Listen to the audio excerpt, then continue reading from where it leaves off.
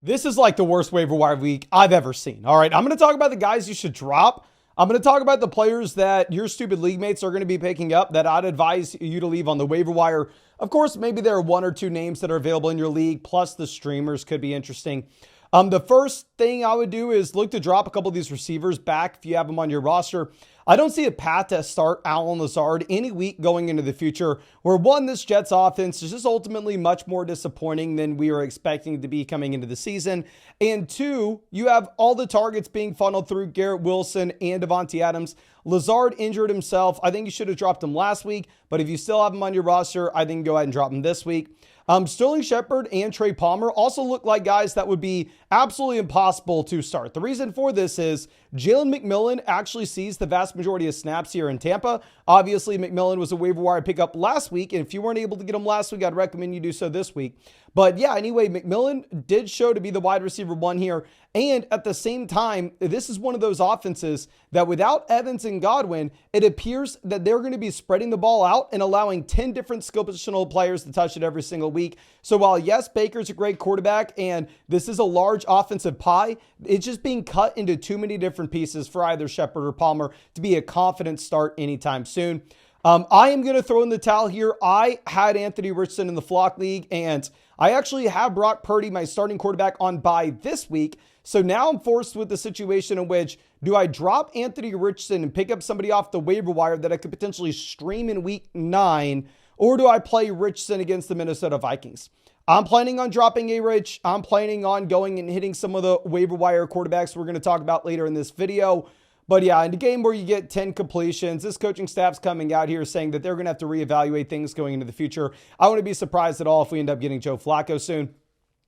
Next thing is with Cooper Kupp and Puka Nacua both being fully healthy, while at the same time, it looks like with them winning this game, Kupp isn't going to get traded. I would drop any backup Rams receiver that you still have. I know DeMarcus Robinson scores 2 touchdowns this past week, but the thing is, can you actually start him? No. Maybe if you're in an underdog best ball tournament, then sure, if you have him and he randomly scores a touchdown, slides in your lineup, cool. But there's just no world in which you can ever start DeMarcus Robinson, Jordan Whittington, or Tutu Atwell when you have a fully healthy Cooper Kupp and Puka Nacua, so I dropped them. I would also look to drop Colby Parkinson, knowing that the target share to the tight end position of this offense should dramatically go down with everything being so concentrated to the top 2 receivers. I would drop Dalvin Cook as well. Obviously, we didn't really know what to expect with Dalvin Cook being activated from the practice squad this past week. And then you get the surprise that Rico Dowdle is inactive for the Sunday night game. Now, I'm not going to say, oh, Dalvin didn't score fantasy points, so you should drop him for that reason. Obviously, this was a game environment in which the Niners got to the lead. The Cowboys had to kind of abandon the run. But without Dowdle, you actually had more Zeke than you did Dalvin. So what happens when Dowdle comes back in? I don't see a path for Dalvin to be startable. I would just go ahead and let him go. Similar to what we were talking about with the Tampa situation, in which they're just spreading the ball out to so many different players. The same exact thing's happening in Denver right now. The difference is, obviously, Bo Nix is not as good as a quarterback as Baker Mayfield. Now, of course, I'll be talking about Bo Nix as a potential streamer later in the video. I may or may not pick him up in the Flock League myself because, like I said, I need a streamer for the Brock Purdy absence this week. But still, at the same time, I think the receivers here, such as Troy Franklin, Marvin, if you're rostering any of these guys, let him go. The only wide receiver you can roster here is Courtland Sutton. And I know people were upset that Sutton's not in my top 40 wide receivers rest of season, but Courtland Sutton's currently the wide receiver 50 from a points per game perspective. So I don't know how you're going to be upset with me about that. Condre Miller now gets injured. I mean, he was already a long shot, just kind of a handcuff back if Alvin Kamara were to go down. But now I think he's a very easy cut where it appears that, 1, he's probably not talented. 2, he can't stay healthy. And 3, it's not like this is a phenomenal offense where any running back could score points. I really think you have to be Alvin Kamara. And the last guy I would look to cut would be Antonio Gibson. We've kind of already seen now. I mean, if the Patriots win, it's going to be all Ramondre Stevenson. If the Patriots lose, you're going to get some Jermichael Hasty. So I think all those players would be easy cuts. Now, as we go over to the waiver wire pickups, I'm not going to be talking about the guys in very shallow formats. Maybe you have like Alexander Madison out there on the waiver wire. Maybe you have some of those running backs that are rostered in more than 50% of leagues. I'm sorry, we're going to skip over those players. I'm going to dive into the guys that I think would be on the waiver wire in most leagues. Of course, if you are playing in a shallower format, I would highly recommend you take advantage of the free waiver wire tool that we put out for y'all on flockfantasy.com. If you go to the My Teams page, if you're playing on Sleeper, ESPN, or Yahoo, you can actually link your fantasy football league for completely free. You can see the power standings in your league in particular, how your team shakes up in comparison to the rest of the league. And also at the same time, the far right column, you're going to get to see the best waiver wire pickups according to our rest of season rankings. Now, a big reason we're doing this is because if you're playing on ESPN, if you're playing on Yahoo, if you're playing on Sleeper, and you go hit the best available players, it sorts it by the projection, which is kind of crappy. That's not how I would want to be adding these guys. So it's a tool that I use for my own league with the Flock League, and I would highly recommend that you use it as well. It's completely free, and I'll leave a link in the description and comment section for you. Now, going over to our first pickup, Isaac Guerendo is somebody that would be a super premium handcuff if you did not have the Niners on bye in week 9. The issue with this ad is obviously he looks to be the starting running back on paper for the Niners right now. But one, we are already getting the reports that McCaffrey may be coming back to this offense in week 10. And on top of this, with Isaac Guerendo, he's really only viable if both Jordan Mason and McCaffrey are injured. So what happens if Jordan Mason gets over the shoulder injury through the bye week and then Mason's back week 10, even if McCaffrey's not? So there's a very binary range of outcomes here with Guerendo. He's either a phenomenal play if you have both CMC as well as Jordan Mason injured in week 10, or he's absolutely worthless and you send him right back to the waiver wire, leaving the week 9 bye once you get the positive reports about either Mason or CMC. So it's not a super easy spot to rank him rest of season. I put him about RB 49 at this point. I have him right behind guys like Singletary, Davis, and Roschon Johnson. I'm also recording this right before the Giants game. So if Singletary does anything, obviously I'll update my rankings on the website as need be. But yeah, anyway, I think you drop him immediately or look to ignore him completely the second that we get positive news about either Mason or CMC playing in week 10. Now, Braylon Allen will be another waiver wire pickup that I think is interesting at running back. To be honest with you, Braylon Allen doesn't really move up in my rest of season ranks.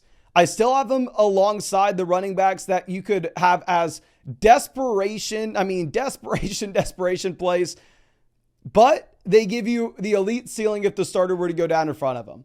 I think he's very similar to Tyler Algier. I think he's very similar to Zach Charbonnet. I think he's very similar to Zach Moss, where I'm not excited to start any one of these running backs with Chase Brown, Kenneth Walker, or Bijan Robinson healthy. But if you were to see that injury to Breece Hall, Braylon Allen turns into a top 12 RB. And his desperation play status does look a little bit better after this week, where you actually see him have 31% of the snaps, which is the first time that we have had this with this new coaching staff coming in. Because obviously what we saw initially was Robert Saleh get fired, the new coaching staff taking over, and then all of a sudden Breece Hall having absolutely everything. When week 7 against Pittsburgh, you actually only had 9% of snaps for Braylon Allen. That looks to be going in the positive direction, but I do want to reiterate, pretty much just a premium handcuff back. Roschon Johnson, also just a handcuff running back, but I mean, it is encouraging seeing him get on the field in the 2-minute drill, seeing him get a goal line rushing touchdown as well. Roschon definitely not as exciting as what you have with Braylon Allen, Tyler Algier, Zach Charbonnet, because one, I'm never starting Roschon Johnson outside of a DeAndre Swift injury. And two, even if Swift were to go down, I don't know if he has the same level ceiling. So I have Roschon down at about RB 48. Obviously, if you have DeAndre Swift, it was very frustrating to see the rushing touchdown for Roschon this past week.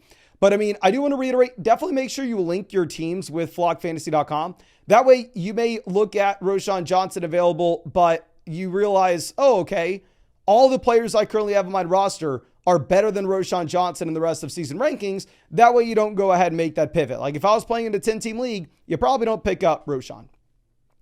Now, the main guy that we need to discuss is Cedric Tillman, and I already apologized to you in the video on Sunday night, but I owe you another apology because my base level expectation with this Browns offense, even with Jameis Winston under center, last week was it was a bottom 5 offense in the NFL. That's what Las Vegas sportsbooks were putting out. And at the same time, you were going to have Tillman behind both Jerry Jeudy as well as David Njoku in the target totem pole. So I thought, oh, the third option in a bad offense, I'll pass. I'm not interested. But now Tillman comes out and he drops the 28 fantasy points. Absurd. Over the past 2 weeks, the man's averaging 25 points per game. He's looked great. Now, with that being said, am I willing to just come out here all of a sudden and say, oh, Jameis is back to what he was in 2019? Jameis is back to the quarterback that he was before COVID. No, probably not, right? I mean, if we are being realistic here, if you are looking at projections going into the future, this is still probably going to be a pretty bad Browns offense. While at the same time, I mean, you kind of see the glimpses of Jameis last week with the Ravens dropping 3 potential interceptions. If they just hold on to those, this offense does collapse. I still think the $72 million they give to Jerry Jeudy and the large sample that we have from Jerry Jeudy throughout his entire NFL career probably leads to him being the wide receiver 1 in this offense. Like, I have Jeudy wide receiver 50 in my rest of season ranks. I have Cedric Tillman wide receiver 51. We have him right in the same range as guys like Keenan Allen and Jawan Jennings. But clearly Tillman is worth a roster spot almost regardless of the format that you're in, while at the same time, he could be an interesting spot start if you're playing in a 12-team league with multiple flex spots. Now, of course, I can already hear you in the comment section screaming at me that Cedric Tillman's a top 24 wide receiver, because the loudest voices in the comment section only look at the last 2 weeks and try to extrapolate that forever. Now, going over to what we have with our next pair of teammates, we're going to have Gabe Davis and Parker Washington. Parker Washington, probably not actually interesting. Like, we have him right in the same range as like Allen Lazard rest of season. The only way that you would look at him is if we get additional bad news about Brian Thomas Jr. Obviously, Christian Kirk is out for the season.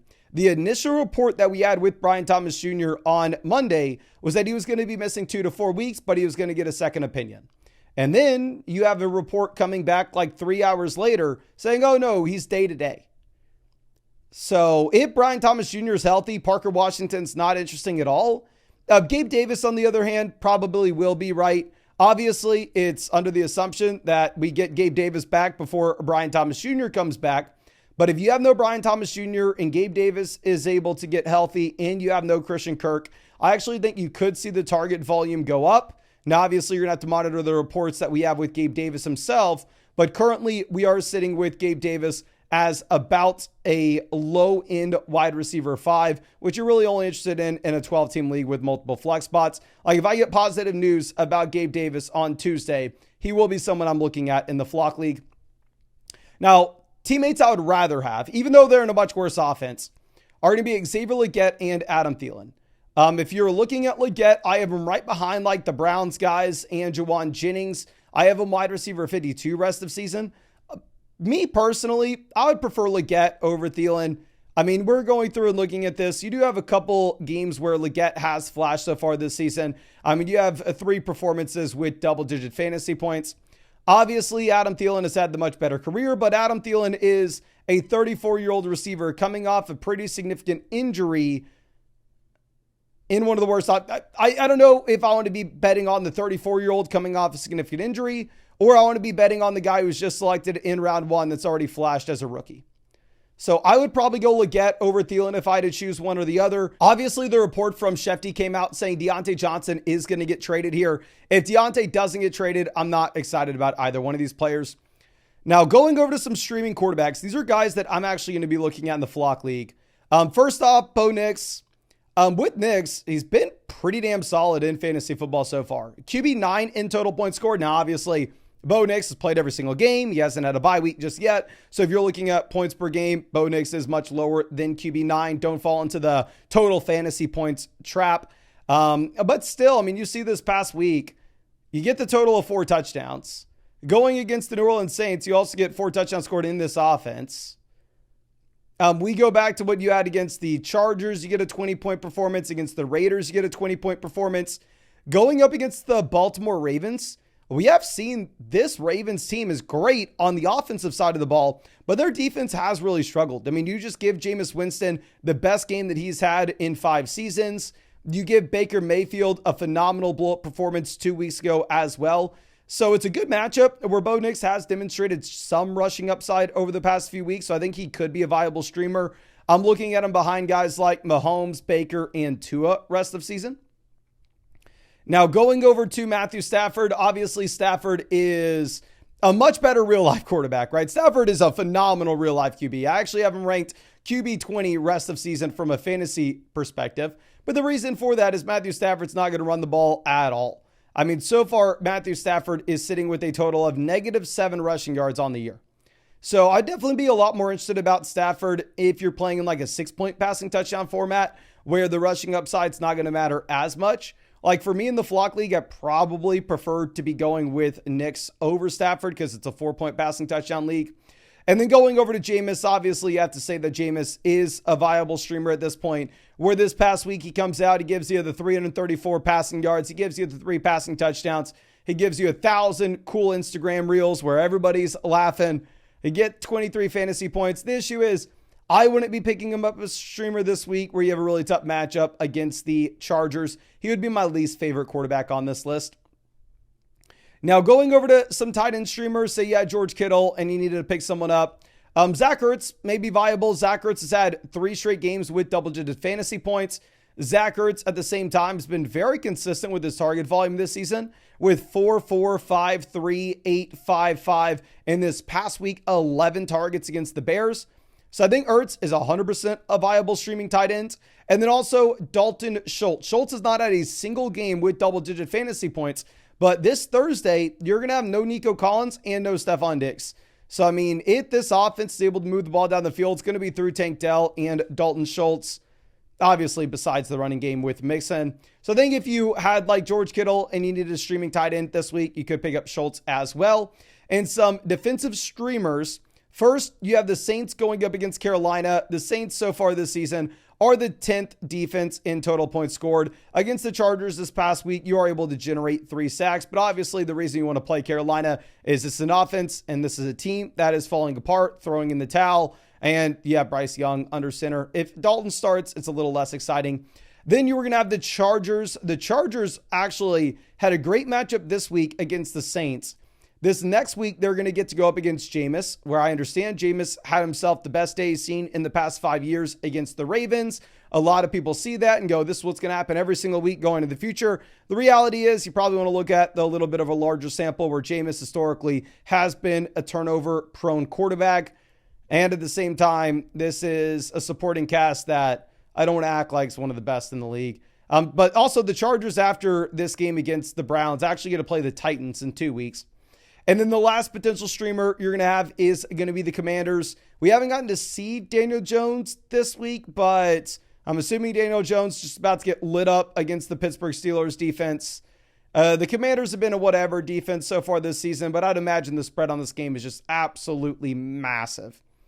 Now, I really hope I was able to help you out with this video. Again, the vast majority of these guys, I don't think you should pick up. I would highly recommend you just go over to the My Teams page on flockfantasy.com.